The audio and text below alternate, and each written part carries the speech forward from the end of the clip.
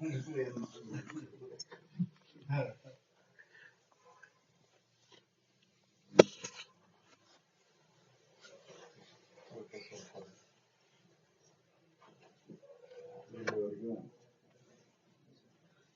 ಕರ್ಮ ಕರ್ಮಫಲ ಮತ್ತು ಪುನರ್ಜನ್ಮ ಇದ್ರ ಕುರಿತಾದಂತ ವಿಚಾರಗಳನ್ನು ಕಾಲಕ್ಕೆ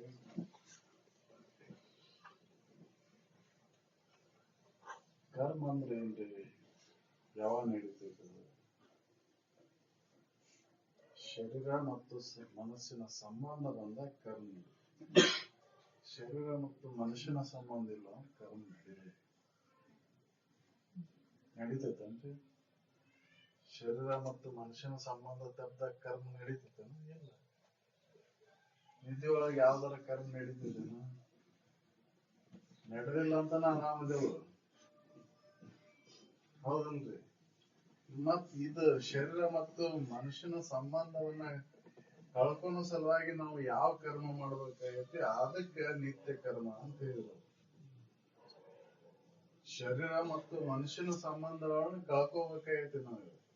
ದುಃಖ ಅದರಿಂದ ಬಂದೈತಿ. ಶರೀರ ಮತ್ತು ಮನುಷ್ಯನ ಸಂಬಂಧದಿಂದ ದುಃಖ ಆಗೈತಿ, ಅದರಿಂದನ ಪುನರ್ಜನ್ಮ ಆಗಕತ್ತೈತಿ, ಹೌದಲ್ರಿ? ಅದನ್ನ ಕಳ್ಕೋಬೇಕಂದ್ರೆ ಏನ್ ಬೇಕು?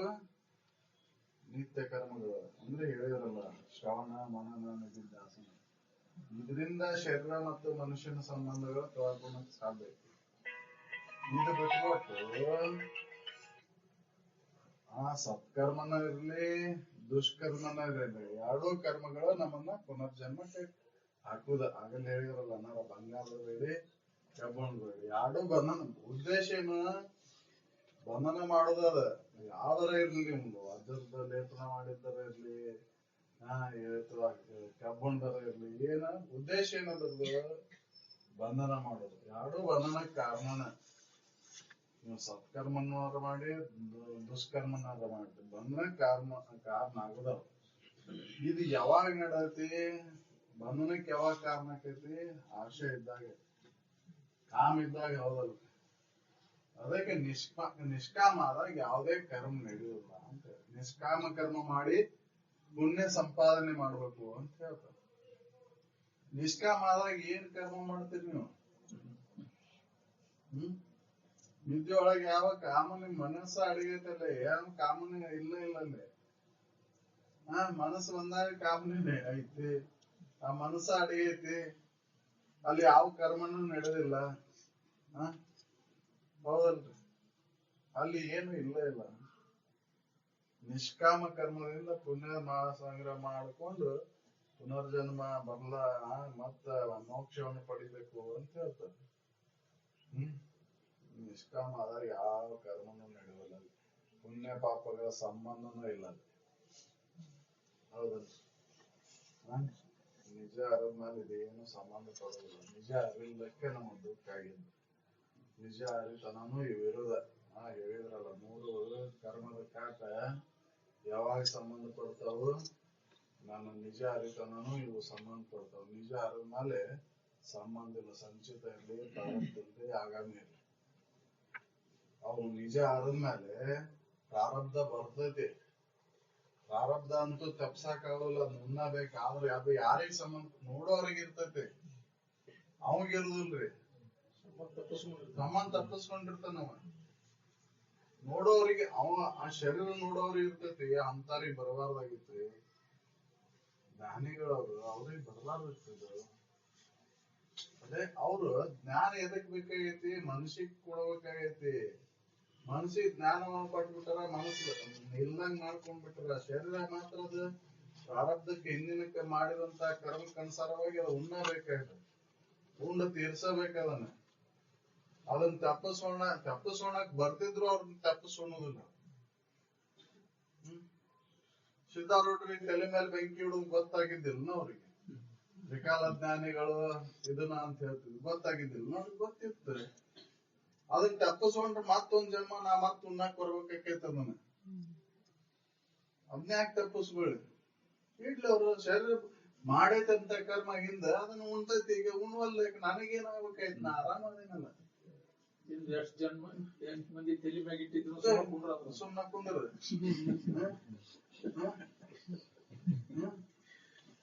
ಹೌದಲ್ ದೇವ್ರ ಮೇಲೆ ಹತ್ತಿ ಮರಿಯಾಗ ಹೆಂಗ್ ಖುಷಿ ಪಡ್ತಿದ್ವಿ, ಈಗ ಯಾಕೆ ಅದಕ್ಕೆ ಯಾಕೆ ದುಃಖ ಪಡ್ತಿ? ಸುಮ್ನ ಕುಂದ್ರ ಹೌದಲ್ರಿ. ಅವಾಗ ಅದು ತಿಳುವಳಿಕೆಯಿಂದ ಅದನ್ನ ಇದನ್ ಮಾಡ್ಕೊಂಡಿರ್ತಾರ. ಇದು ತಿಳುವಳಿಕೆಯಿಂದ ನಾವು ಕರ್ಮಗಳನ್ನ ಮಾಡಿ ಆಗಲ್ಲಿ ಹೇಳಿದ್ರಲ್ಲ, ಕರ್ಮ ಮಾಡಿನೂ ಕೂಡ ಸುಖ ಹೊಂದಬಹುದು. ಅದು ಹಠದಿಂದ ಮಾಡೋದಂತದ್ದು. ಹಠದಿಂದ ಮಾಡಿ ಸಾಧನೆ ಮಾಡ್ಬೋದು. ನೀವು ಹಠದಿಂದ ವೈರಾಗ್ಯ ಮತ್ತು ಸಮಾಧಿಯನ್ನು ಹೊಂದಿದ್ರೆ ಆದ್ರ ಮತ್ತೆ ಪುನರ್ಜನ್ಮ ಬಿಡುದಿಲ್ಲ. ತಪ್ಪುದಲ್ಲದ ಅದ ಪವನದ ಅರಿವಿದ್ದು ಮಿಕ್ಕಾಡು ಇಲ್ಲದಿರೆ ಮುಕ್ತಿ ಸುಖ ಪ್ರಾಪ್ತಿ ಹೌದು. ಅದಕ್ಕೆ ಹೇಳಿದ್ರೆ ಭೋಗ ಮೋಕ್ಷ ವಾಂಛಿತರು ಜ್ಞಾನ ವೈರಾಗ್ಯ ಉಪರತಿಗಳನ್ನ ಸಂಜಾನಿಸುತ್ತೀರೆ ಭೋಗ ಮೋಕ್ಷ ವಾಂಛಿತರು. ಈ ಪದದೊಳಗೆ ಲಾಸ್ಟಿಗೆ ಅದನ್ನ ಹೇಳ. ವೈರಾಗ್ಯ ಮತ್ತು ಉಪರತಿಯನ್ನ ಹಠದಿಂದ ನೀವು ಸಾಧನೆ ಮಾಡಿದ್ರು ಕೂಡ ಪುನರ್ಜನ್ಮ ತಪ್ಪಿದ್ದಲ್ಲ, ಬರುದದು ನಿಶ್ಚಿತ. ನೀವು ಸಮಾಧಿಯನ್ನು ಹೊಂದ್ರಿ, ನೀವು ಹಠದಿಂದ ಸಮಾಧಿಯನ್ನು ಸಾಧಿಸ್ರಿ. ವೈರಾಗ್ಯವನ್ನ ಏನೋ ಅದ ಅನುಕೂಲ ಆಗಲ್ಲ ತ್ಯಾಗ ಮಾಡಿ ಬಿಟ್ಟು ಓಡೋಗಿ ಆ ಸಮಾಧಿಯನ್ನು ಹೊಂದ್ರಿ. ಹೊಂದಿದ್ರು ಕೂಡ ಮತ್ ಪುನರ್ಜನ್ಮ ತಾಳ್ಬೇಕಾಕೈತಿ. ಯಾಕಂದ್ರೆ ವಾಸನೆ ಹೋಗಿರ್ದಿಲ್ಲ, ಸೂಕ್ತವಾಗಿರ್ತಾವ. ಆಗಿನ ಪೂರ್ತಿಯಾಗಿ ಬಿಟ್ಟಂಗ ಅನಸ್ತೈತಿ, ಒಳಗಿರ್ತಾವ. ಅಂತ ಸಂದರ್ಭ ಬಂದಾಗ ಮತ್ತೆ ಪುಟೋದು ಹೇಳ್ತಾವ. ಆದ್ರ ಪವನದ ಅರಿವಿದ್ದು ನಾನು ಅರಿವು ಸ್ವರೂಪನಾದೇನನ್ನುವಂತ ತಿಳುವಳಿಕೆ ಜ್ಞಾನ ಆಗಿತ್ತಂದ್ರ ಈ ಸಮಾಧಿ ಹೊಂದಿಲ್ಲ ಅಂದ್ರೂ ಕೂಡ ಇಲ್ಲದಿದ್ರು ವೈರಾಗ್ಯ ಮತ್ತು ಉಪರತಿ ಇಲ್ಲದಿದ್ದರು ಮೋಕ್ಷ ಸಮನಿಪ್ಪೋದು. ಅದಕ್ಕೆ ಜ್ಞಾನಕ್ಕೆ ಮಹತ್ವ ಕೊಟ್ಟರು, ಕರ್ಮಕ್ಕೆ ಮಹತ್ವ ಕೊಡ್ಲಿಲ್ಲ. ನಿಮ್ಮ ಕರ್ಮದಿಂದ ಉಪರತಿಯನ್ನ ಸಾಧನೆ ಮಾಡಿದ್ರೆ ಉಪಯೋಗ ಇಲ್ಲ, ಜ್ಞಾನವನ್ನು ಮಲ್ಲೇಕ್ ಮಾಡ್ರಿ. ಜ್ಞಾನ ಮಾಡಿಕೊಂಡಾಗ ಈ ಕರ್ಮ ಮತ್ತು ಅದರಿಂದ ಉಪರತಿಯನ್ನು ತಾನ ಹೊಂತೀರಿ. ಯಾಕಂದ್ರೆ ವಿಷಯಾದಿಗಳಲ್ಲಿ ಇರ್ತಕ್ಕಂಥ ದೋಷವನ್ನು ಅರತ ಮೇಲೆ ಅದ್ರ ಕಡೆ ಯಾಕೆ ಹೋಗ್ತೈತ್ರಿ? ಅದ್ ಮನಸ್ಸು ವಿವೇಕನ ಜಾಗೃತ ಆದ್ಮೇಲೆ ಸುಮ್ಮ ಅದು ಬಿಟ್ಕೊಟ್ಟು ನೀವು ಹಠದಿಂದ ಅದನ್ನ ದೂರ ಮಾಡಿ ಯಾಕೆ ಹೋಗ್ತೀರಿ? ಅದಕ್ಕೆ ಹೇಳಿದ್ರಲ್ಲ ಅವ್ರ, ತನುವ ದಂಡಿಸಬೇಡ, ಮನವ ನಿಲ್ಲಿಸಬೇಡ, ಮನೆಮಾರು ತೊಳೆದು ವನವಾಸ ಬೇಡ, ಧನವನ್ನ ನೇಗಿರಬೇಡ, ತನಗಿನಿತು ತತ್ವಜ್ಞಾನ ಸಂಜೆಗಳು ಅಗವೆಲ್ಲವೂ ಕಡಿಪೋದ್ರಿ. ಜ್ಞಾನ ಮಾಡ್ಕೋ. ಈಗ ಸದ್ಯ ಬಂದಿದ್ದೆ ಅದಕ್ಕೆ ಅದನ್ನ ಮಾಡ್ಕೋ. ನೀ ಬಂದದ್ದು ಅದನ್ನ ಪಡೆಯುವ ಸಲುವಾಗಿದ್ದ, ಜ್ಞಾನ ಪಡೆಯುವ ಸಲುವಾಗಿನ. ನಜ್ಜಾರ ಪದದೊಳಗೆ ಹಾಡ್ತಾರ, ಜ್ಞಾನವನ್ನೇ ಪಡೆಯುವುದು ಮುಖ್ಯತ್ವ. ಹೌದಲ್ಲ, ಅದನ್ನ ಬಿಟ್ಕೊಟ್ಟು ನೀ ಹೀನ ಸಂಸ್ಕೃತಿನ ಇಟ್ಕೊಂಡು ಹೋದಂತ ನಿನಗ ಮತ್ತು ಇತರ ಪ್ರಾಣಿಗಳಿಗೆ ಏನು ವ್ಯತ್ಯಾಸ ಉಂಟು? ಅದಕ್ಕೆ ಮನುಷ್ಯ ರೂಪೇನ ಮೃಗಾಶ್ಚರತೆ ಅಂತ ಹೇಳಿ. ಮನುಷ್ಯರು ಬಾಳ ಮಂದಿ ಅಂದ್ರೆ ಎಲ್ಲಿದಾರ ಮನುಷ್ಯರು? ಅವಾಗ ಹೇಳಿದ್ರಲ್ಲ ಅಜ್ಜಾರ, ಎಲ್ಲಿದಾರ ನಿಮ್ ಧಾರವಾಡ ಕಾರ್ಪೊರೇಷನ್ ಮನುಷ್ಯರಲ್ಲ. ಹೌದಲ್ಲ, ಇಲ್ಲಿ ಮನುಷ್ಯ ಜನ್ಮದ ಬಂದ್ಮೇಲೆ ಮಾಡಿದಂತ ಪಾಪ ಪುಣ್ಯದ ಲೆಕ್ಕ ಇರ್ತೈತಿ. ಇತರ ಜೀವರಾಶಿಗಳಲ್ಲಿ ಅದ್ರ ಲೆಕ್ಕ ಇಟ್ಟಿರ್ಬಲ್ರಿ. ಇಲ್ಲಿ ಮಾತ್ರ ಅದ ದಾಖಲೆ ಹಾಕೊಂತ ಹೋಗ್ತಿರ್ತೈತಿ. ಅದಕ್ಕೆ ಇಲ್ಲಿ ಬಂದ್ಮೇಲೆ ತಪ್ಪು ಮಾಡಬೇಡ್ರಿ ಅಂತ. ಮಗು ಆಗಿದ್ದಾಗ ಏನ್ ತಪ್ಪು ಮಾಡಿದ್ರು ನೀವು ಕ್ಷಮೆ ಮಾಡ್ತೀರಿ. ತಿಳಿದ್ ದೊಡ್ಡಾರಾದ್ಮೇಲೆ ತಪ್ಪು ಮಾಡಿದ್ರ ಮನಿ ಬಿಟ್ಟು ಹೊರಗೆ ಹಾಕ್ತಿರಿಲ್ಲ, ಶಿಕ್ಷೆ ಕೊಡ್ತಿರಿಲ್ಲ. ಅದಕ್ಕೆ ಈ ಮನುಷ್ಯ ಜನ್ಮ ದೊಡ್ಡದಂತ ಹೇಳ್ತೀರಿ. ಇಲ್ಲಿ ಬಂದು ಮತ್ತೆ ತಪ್ಪು ಮಾಡಿದ್ರೆ ಅಂತ ಶಿಕ್ಷೆ ಅನುಭವಿಸ್ಬೇಕಾಕೈತಿ. ವಿಚಾರ ಮಾಡ್ರಿ, ಅದಕ್ಕೆ ತಪ್ಪು ಮಾಡಬೇಡ್ರಿ. ನಾವ್ ಏನ್ ಮನುಷ್ಯ ಜನ್ಮಕ್ ಬಂದೇವ್, ಏನ್ ಬೇಕಾದ್ ಮಾಡಿದ್ರು ನಡೀತೈತಂದ್ರೆ ಬರೀ ಆಹಾರ ನಿದ್ರಾ ಭಯ ಮೈಥುನಕ್ಕಾಗಿ ಇದನ್ನೆಲ್ಲ ಮಾಡ್ಕೊಂತ ಪಶುಗಳು ಅಷ್ಟೇ ಮಾಡ್ತಾವ. ಅದಕ್ಕೂ ನಿನಗೂ ಏನ್ ವ್ಯತ್ಯಾಸ ಉಳಿತ? ಇನ್ನ ಬರೀ ಬಾಳ ಮನುಷ್ಯನ್ ಶರೀರ ರೂಪ ಧಾರಣೆ ಮಾಡ್ಕೊಂಡ್ ಬಂದ್ರೆ ಮನುಷ್ಯ ಆಗೋದು. ಅದಕ್ಕೆ ಬೇಕು, ವಿವೇಕ ಬೇಕು. ಹಿತ ತಿಳುವಳಿಕೆ ಇಲ್ಲದನ ನಾವ್ ಹಂಗ ಎಲ್ಲಾ ಹಿತ ಕೊಡ್ತಾವ ಅಂತ ಆ ಅದ್ರೊಳಗ ಸುಖವನ್ನ ಅನುಭವಿಸ್ಬೇಕು ಅಂತ ಬೆನ್ನತ್ತೀವಿ. ಅವ್ ಸುಖ ಕೊಟ್ಟವೋ ಇಲ್ಲ ಅಂತ ತಿರುಗಿ ನೋಡವಲ್ಲಿ ನಾವು. ಅದಕ್ಕೆ ಆ ಸುಖ ಕೊಡ್ತಾವನ್ನೋ ಬುದ್ಧಿನ ನಮ್ಗೆ ಏನ್ ಮಾಡಾಕತ್ತೈತಿ, ಆ ಕರ್ಮದ ಫಲವನ್ನು ಉಣ್ಣಾಕ ಮುಂದೆ. ಅದಕ್ಕಾಗಿ ಕರ್ಮ ನಡುತ್ತೆ. ಅವ್ ಸುಖ ಕೊಡ್ತಾ ಬಂದಿದ್ದಕ್ಕೆ ಅದನ್ನ ಹೆಂಗಾರ ಮಾಡಿ ಪಡೆಯ ಸಲುವಾಗಿ ಕರ್ಮ ಮಾಡಾಕತ್ತೇವು. ಆ ಕರ್ಮದ ಫಲ ಉಣ್ಣಬೇಕಾಕೈತಿ. ಹೌದಲ್ರಿ? ಜ್ವಾಳ ಬಿತ್ತಿದ್ಮೇಲೆ ಜ್ವಾಳ ಬಂದವರು ನಾವು ಆರಾಮ್ನಿಂದ ಇರ್ಬೋದು ಅಂತ ಊಟ ಮಾಡ್ಕೊಂತ ಇರ್ಬೋದು ಅಂತ ತಿರುದ್ರೆ ಆ ಜ್ವಾಳ ಪೂರ ತಿರುತ್ತಾನ ಉಣ್ಣಬೇಕಾಕೈತಿ. ನೀವು ಮಾರಿದ್ರು ಕೂಡ ಮಾರಿ ಬಂದ್ಮೇಲೆ ಅದು ದುಡ್ಡನ್ನು ಬಂದ್ಮೇಲೆ ಮತ್ತೆ ಅದಕ್ಕಾರ ಉಪಯೋಗ ಮಾಡ್ತೀರಿ ಇಲ್ಲ ಪೂರ ಉಣ್ತೀರಿ.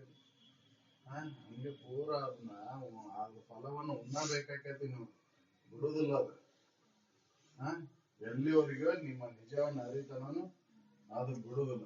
ಅದಕ್ಕೆ ನಿಜ ಆದ್ಮೇಲೆ ಎಲ್ಲಾ ಕರ್ಮದ ಕಾಟ ತಪ್ಪಿ ಅವನಿಗೆ ಏನು ಪಾಪ ಪುಣ್ಯದ ಲೆಕ್ಕಿಲ್ಲ. ಅವನು ನಿಜವ ಅರಿದ ಯೋಗಿಗೆ ಯಾವ ಕರ್ಮದ ಕಾಟ ಭಜನೆಯಿಂದ ಯಾವ ಪುಣ್ಯ ದೊಡ್ಡಗುಟ ಅವನ್ ಸಂಬಂಧ ಇಲ್ಲ.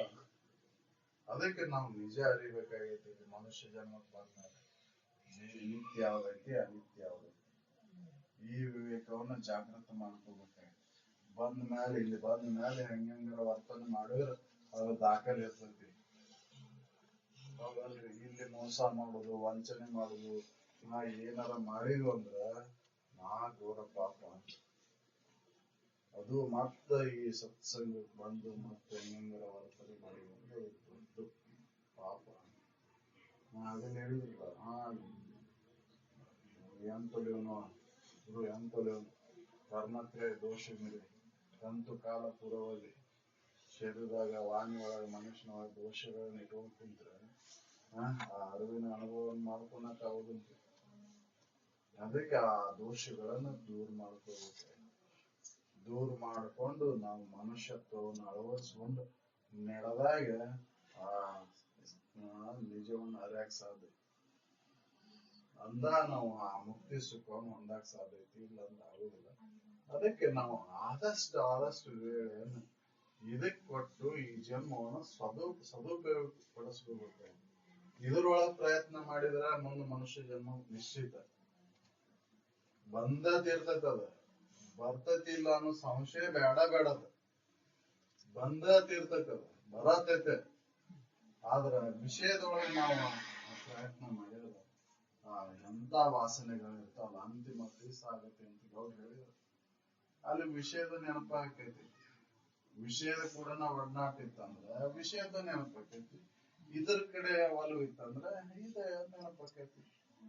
ಅದಕ್ಕೆ ಅಂತ್ಯ ಕಾಲದೊಳಗೆ ಇದರ ನೆನಪಾಗುವಂಗ ಅಷ್ಟು ಗಟ್ಟಿ ಮಾಡ್ಕೋಬೇಕಾಯ್ತು. ಮುಕ್ತ ಸುಖವನ್ನು ಅನುಭವಿಸಕ್ಕಾಗಲಿಲ್ಲ ಅಂದ್ರು ಆ ಅನುಭವದ ವಿಚಾರಗಳ ನೆನಪು ಮಾಡುವಂಗ ಅದು ಗಟ್ಟಿ ಆಗ್ಬೇಕಾಯ್ತು. ಅದಕ್ಕೆ ಎಡೆ ಬಿಡದೆ ಇದನ್ನ ನಡೆಸ್ರಿ, ಇದ್ರ ಕಡೆ ಲಕ್ಷ್ಯ ಕೊಡ್ರಿ ಅಂತ ಹೇಳಿದ್ದೇವೆ.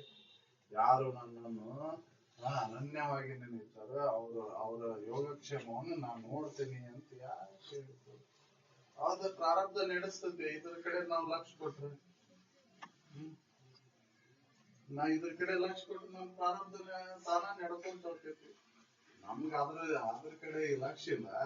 ನಾಳಿದೇನ್ಪ, ನಾಳದೇನ್ಪ, ಮುಂದೇನು, ಮಕ್ಕಳ ಭವಿಷ್ಯ ಏನು, ಮಕ್ಕಳ ಭವಿಷ್ಯ ಏನು ಅಂತ ನಾವು ಚಿಂತೆ ಮಾಡ್ಕೊಂತ ಹೋಗ್ತೇವೆ. ಅದು ನಮಗ್ ಕಾಪಾಡು.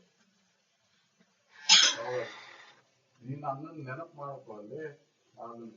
ನೀ ಇದನ್ನ ಮಾಡ್ಕೊಂತ ಹೋಗ್ಕೊಂತ ಹೋಗಂತ ಹೇಳಿ. ಹೌದಲ್ಲ? ಅದಕ್ಕೆ ನಾವು ಯಾವಾಗಲೂ ಈ ಚಿಂತನೆ ಒಳಗೆ ತೊಡಗುತ್ತೆ. ಬಂದಿದ್ದ ಅದ್ರ ಸಲುವಾಗಿ ಇದೇನು ಸಾಕಷ್ಟು ಗುಜರಾಣಿ ಮಾಡ್ಕೊಂತ ಬಂದಬಿಟ್ಟವ್ರಿ. ಇದು ಒಂದ್ ಜನ್ಮ ಅಲ್ಲ, 2 ಜನ್ಮ ಅಲ್ಲ, ಅಸಂಖ್ಯಾತ ಜನ್ಮ ಅದಕ್ಕಾಗಿ ಕಳ್ಕೊಂತ ಬಂದೇವು. ನಿದ್ರಾ ಭಯ ಮೈಥುನಕ್ಕಾಗಿನ ಕಳ್ಕೊಂತ ಬಂದೇವು. ನಾವು ಮಾತ್ರ ಈಗ ಬಂದು ಏನ್ ಮಾಡಾಕ್ತೇವ ಅದಕ್ಕಾಗಿ ವೇಳೆ ಕಳಾಗ್ತೇವೆ. ಅದಕ್ಕೆ ವೇಳೆ ಕಳಿಬೇಡ್ರಿ. ನಿತ್ಯದಲ್ಲಿ ಎಷ್ಟು 1 ವೇಳೆ 2 ವೇಳೆ ನಾವು ತಪ್ಪದೇ ಈ ವಿಚಾರವನ್ನು ಮಾಡ್ರಿ. ಇದ್ರೊಳಗೆ ವೇಳೆ ನೋಡಿಸ್ಬಿಡ್ರಿ. ಸಂಸಾರಿಕ ಜೀವನದೊಳಗೆ ಆ ವೇಳೆ ಉಳಿಸಾಕ ಸಾಕಷ್ಟು ಇದೈತಿ, ಅವಕಾಶ ಐತಿ. ಅದನ್ನ ಉಳಿಸ್ಕೊಂಡ ನೀವು ಇದು ಪ್ರಯತ್ನ ಮಾಡ್ತೀವಿ. ನಾವು ಆ ವೇಳೆಯಿಂದ ಎದಕ್ಕೋ ಕಳೆದ್ ಬಿಡ್ತೇವೆ. ಹೌದೌದು, ಹೇಳಿದ್ರ ಅವ್ರು 5 ವೇಳೆಗಳಲ್ಲಿ ಇದನ್ನ ಮಾಡಕ್ ಸಾಧ್ಯ ಐತಿ, ಮಾಡ್ರಿ ಅಂತ ಹೇಳಿದ್ರು. ಬ್ರಾಹ್ಮಿ ಮುಹೂರ್ತದಾಗ, ಸೂರ್ಯೋದಯ ಕಾಲದೊಳಗ, ಮಧ್ಯಾಹ್ನ, ಸಾಯಂಕಾಲ, ನಿದ್ರಾದಿ ಸಮಯದೊಳಗ 5 ವೇಳೆಗಳಲ್ಲಿ ಹೇಳಿದ್ರು. 2 ವೇಳೆ ಶ್ರವಣ, 3 ವೇಳೆ ಮನನಕ್ಕೆ ಕುಂದ್ರಿ ಅಂತ ಹೇಳಿದ್ರೆ ನಾವ್ ಏನ್ ಮಾಡಾಕತ್ತೀವಿ? ಕೆಲಸಕ್ಕೆ ಬಾರದ ಟಿವಿಗಳನ್ನ, ಅದನ್ನ ಇದನ್ನ ಆಡಂಬರಿಕ ಅಂತ ಸುಖದಿಂದ ಇರ್ಬೇಕಂತನ ಇವನ್ನೆಲ್ಲ ಮಾಡ್ಕೊಂಡೆವು. ಆ ಸುಖ ಮಾತ್ರ ಅವ್ ಯಾವ ಕೊಟ್ಟಿಲ್ಲ. ಇದ್ರ ಕೊಡ್ತಿದ್ದೆವು, ಇಲ್ಲ ಅದಕ್ಕೆ ಕೊಡುದಿಲ್ಲ. ಅದಕ್ಕೆ ಅದನ್ನ ಬಿಟ್ಟು ನಮ್ಮೊಳಗೆ ಅದನ್ನ ಶೋಧನೆ ಮಾಡ್ಬೇಕು. ಅದಕ್ಕೆ ಈ ಭಾವವನ್ನ ನೀರ್ ನಿಲ್ಲಬೇಕಾಯ್ತು. ಶರೀರದ ನೀರ್ ನಿಂತ ಮಾತ್ರ ಈ ಕರ್ಮದ ಫಲ ನಮಗೆ ತಟ್ಟುದು. ಅದಕ್ಕೆ ನಾವು ಆದಷ್ಟು ಪ್ರಯತ್ನ ಮಾಡೋಣ ಅಂತ